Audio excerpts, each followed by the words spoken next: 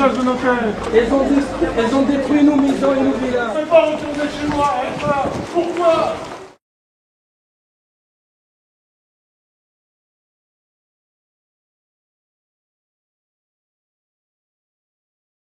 Allez, on avance là. Allez, ça suffit maintenant. On ne discute pas. Ce sont des milliers qui ont été déportés de C'est ça, cause toujours. Des milliers, des milliers. Vous avez prémédité tout. Les bateaux étaient prêts.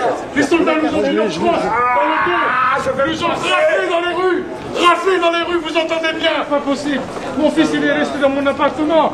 C'est un bébé encore. Oh, ça vous traîne pas, on n'a pas que ça à faire. Allez. 1948.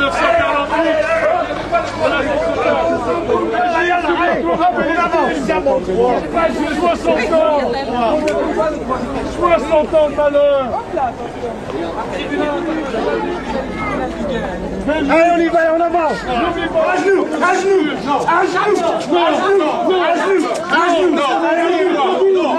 Qui est moi? Allez, on avance. Allez, tout le monde à l'intérieur. Allez, hop. Dans le temps. Allez, on va remettre encore. Voilà, on va. Allez, hop. Le tourniquet, là. Voilà, hop. Allez, plus vite que ça.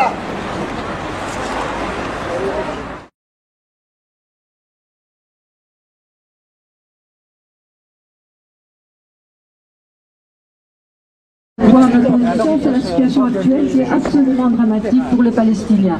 La situation humanitaire à Gaza, la situation générale en Cisjordanie, le mur, la privation des ressources essentielles comme l'eau, comme la terre, la destruction des infrastructures de santé, d'éducation, tout ça est une situation inacceptable et que le gouvernement belge comme le gouvernement comme l'Union européenne doit absolument faire cesser, mais ne le fait pas.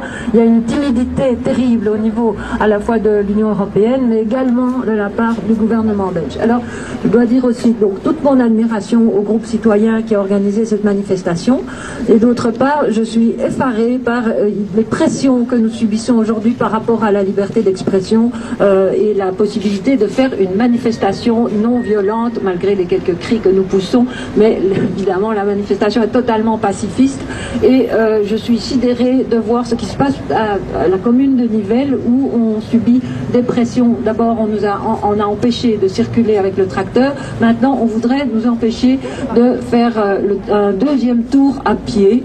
Je suppose que ça illustre la capacité de la classe politique, malheureusement, à subir et à accepter des pressions de la part de certains groupes juifs.